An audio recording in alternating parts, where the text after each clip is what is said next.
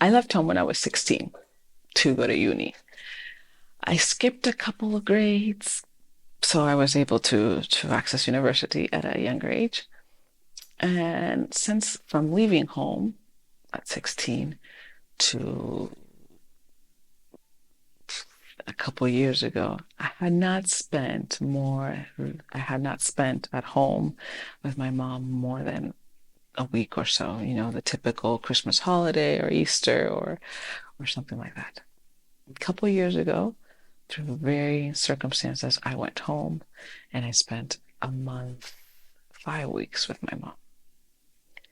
And it was actually a really beautiful time. And just to put you in some context, my mom and I have had a difficult conversation basically since I was 8, most of my life. We don't see eye to eye on anything, most anything. It's we different personalities. I was very combative with her through many years. Not disrespectful, but I was just angry and frustrated. And since we didn't see eye to eye, everything was a conflict to me. And so it's never been a really easy relationship. My expectations of what I thought she should be, her expectations of what she thinks I should be, it's just a big ball of mess. But I was home. I had to be with her for a month and a half, and it was actually a really enriching time because it gave us time since I've had so much distance, and sometimes we need distance to heal things and to give us space to think and recompose and so forth. But sometimes too much distance actually also makes things difficult. But having this time, sharing a space, doing life together was actually really, really beautiful. It was really beautiful. Sharing meals with her again on a daily basis, doing errands and so forth. It was just really, really sweet time. And this really sweet time gave space for really very difficult conversations, heart-wrenching, why have we not gotten along? Difficult conversations, yelling, tears, dramatic conversations. My mom might be tiny, but she's a little fireball. Um, and although I'm not the combative teenager or young adult that I was in my day, I have my character. Although it's been ironed out and I've worked on a lot of things, I still have my character. So it was a very dramatic time, but it was also a very healing time. And that period of those 5 weeks ended, and I had to get on with my life and keep with my travel itinerary. And as I reinitiated my itinerary, also I reinitiated how we usually interact, which is, I call a couple times a week and we talk and so forth, but we no longer have that daily cohesion, that really shared world. We no longer have that much to talk about because we don't see eye to eye. The things that I do with my life, she doesn't like, and I don't necessarily want to share things that are going to make her uncomfortable or that she doesn't understand or doesn't want to understand. So we went back to our typical means of communication, which, it was cordial, kind, really sweet, and now a great deal easier, especially from my point of view, because we had we had put everything out on the table, or so it seemed. However, because we went back to what seemed to be the normal, because we're no longer sharing a space, we're no longer sharing life together, at least together, literally in the same space, she took it as this means that something is definitely wrong. There's something you're still holding out on me as to why we have still conflict. There's something wrong. She was so upset by this, and she felt it so deeply in her that she stopped speaking to me. My mom has never stopped speaking to me. This was severe. No, this was the next level. When they had the terrorist alerts, this is red. This is really, really red. Never, I mean, never, ever, ever. Obviously, I'm a good kid. I never did anything to deserve for your mother to stop speaking to you. But to her, this was a breach of trust, a breach of whatever we had built. That wasn't true because what we had created then wasn't true because you're still holding out on me because we can't go back to this. I remember driving with my brother and talking to him about this, and I tell him, I think what's actually happening, just being trying to put myself together, is that her expectation again is that I would be that daughter that she shared that space with now, as we don't share any space with, that I would be that best friend that she doesn't have in her life, even at a distance. But that still meant that my mom didn't speak to me, and she didn't speak to me for months. She didn't call me on my birthday. So this might, well, depending on what relationship you have with your mother, but I mean, I could never do anything so bad that my mom wouldn't call me on my birthday. She always called me on my birthday, always called me on my birthday, and sang a typical Dominican song for my birthday. Every birthday since I left home, every birthday. She's never skipped it, except for this year. She skipped it. And I was literally, I was talking to friends. I did cash registries. I did all sorts of things to see what kind of information can I find that triggered all of this, that is deeper than what we had talked about at that time. And through this process of mine, I came across an event that did happen when I was 8, an event that not traumatic, nothing worth going to see a therapist about, but an event that did mark a breach or a break for me in terms of the bond between my mom and I.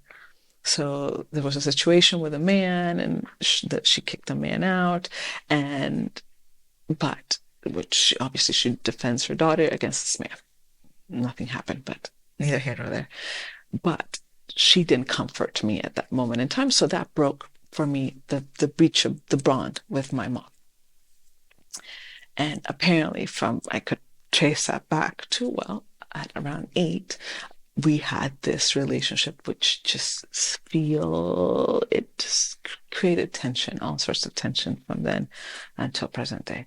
So I talked to her about this conversation, like, finally she answered the phone, and she answered the phone and we had the conversation. She didn't recall at all the event. But I told her, this is the only truth, the only thing that I've been searching for, that I can share with you, that I think can be the source, can be the root cause of our extensive and extended conflict. All that to say, it at least brought us to open lines of communication again, and to a semblance of normalcy, of her expectations by that point, since she basically had cut me off. So weird and so harsh. Had evened out, and I was willing to do anything to not lose the bonds I have with my mother. Acceptance is so difficult. It's so difficult. It is the most gracious thing we can do with a person, and they can do with us, is to accept us for who we are. If we're lucky enough, they see the diamond, and they know that in spite of all the layers that we've stacked up and that we carry around, that we think are us, they know better. You're just that diamond, I see you. If we're lucky enough. But if we're not, if they just accept this pile of layers that we put on ourselves as they are, it's a beautiful gift. I have to accept my mom as she is, with all of her pros and cons, as she is. And you might say, clearly, she's your mom. Yes, but I don't have to. There are people who don't have conversations, who don't have any bonds with their family. They just choose not to. And in some cases, it might actually be the wisest thing, depending on the family dynamics or the history there. However, that's not my case. In my case, it would hurt a great deal more to cut off all the bonds and to simply just accept her as she is. Accept her as she is in her totality, with all of her lights and shadows, all of her lights and shadows. And at the same time, be there present and be committed to the areas that she chooses she wants to grow in. Not where I choose, not that I have given her the prescription or I have created her performance improvement plan. I wish we had performance improvement plans in life and not just for work. However, the areas that she has chosen to develop in, to be there, to be committed to her process, to be committed to her growth where she sees fit right now, and to shed my 2 cents as appropriate, as warranted, and as accepted, but not more. When you think about acceptance and you think about this person that, you created, you have your pot and you're like praying over your pot, putting the lights on and putting jazz music in the background to make sure it grows. And maybe now you've graduated from the pot and you're in a garden and it's beautiful. But there are things there that require you to just accept.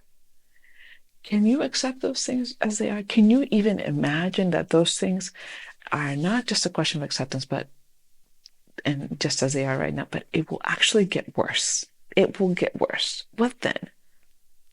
What then? How are you going to manage?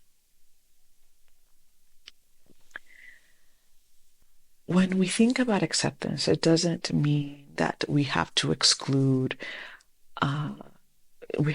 making boundaries or creating boundaries or creating limits for ourselves.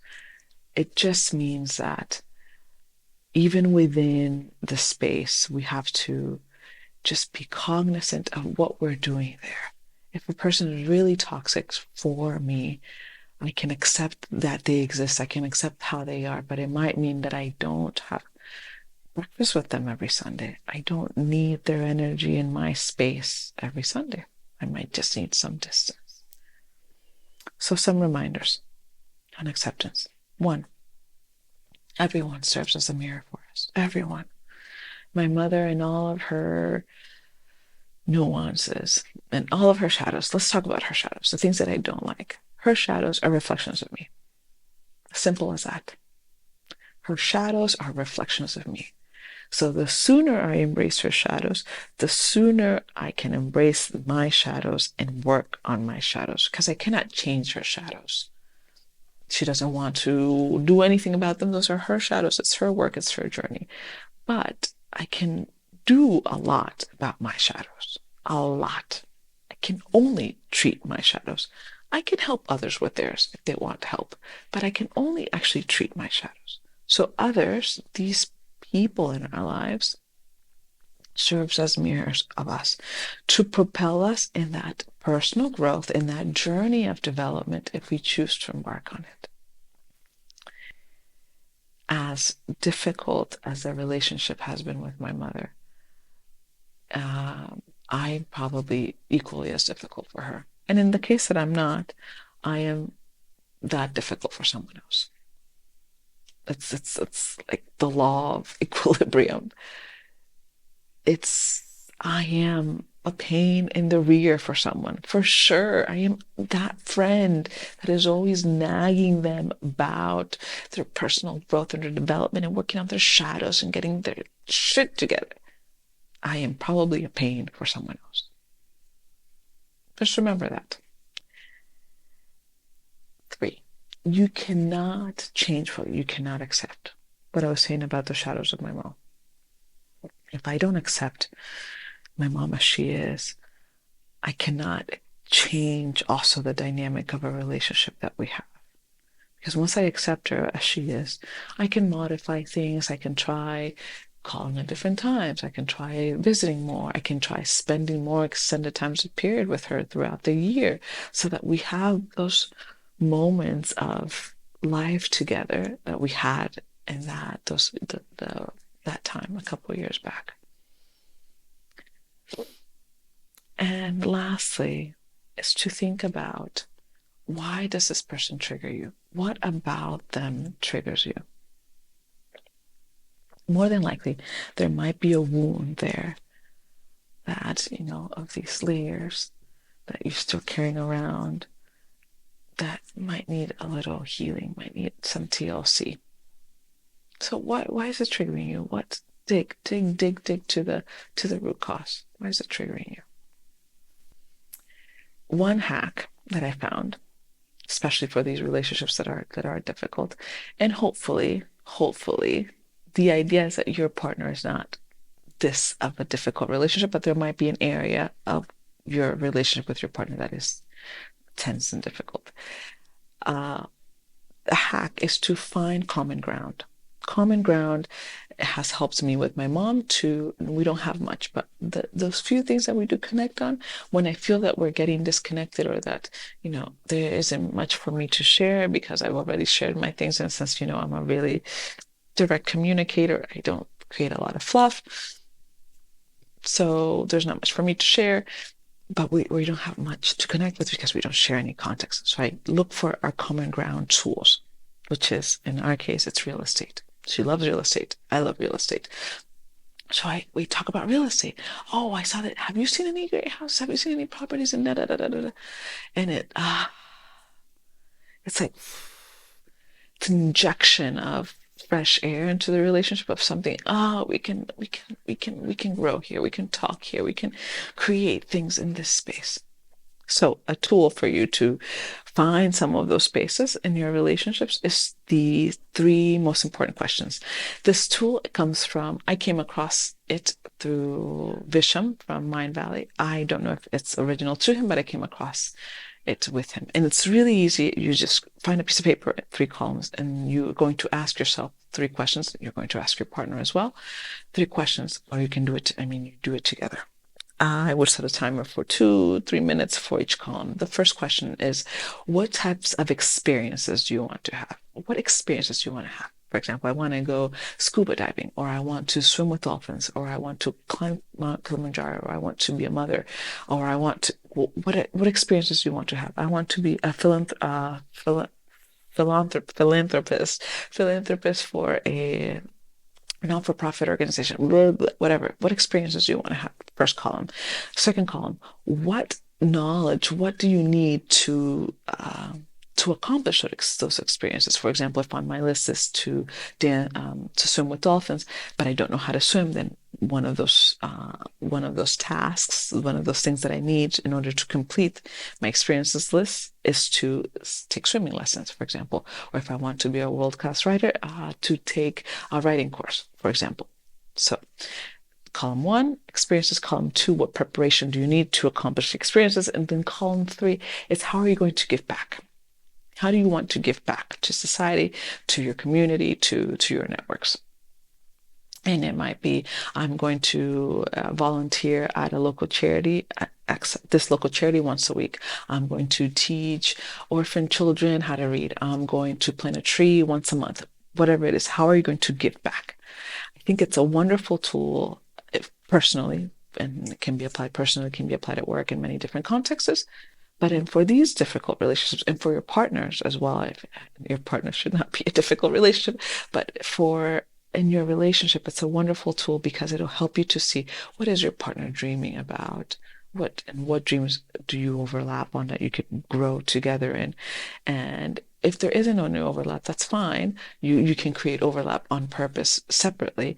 However, to know what they dream about, to take interest in what they dream about, will make it easier to create common ground, especially when you need ways to connect.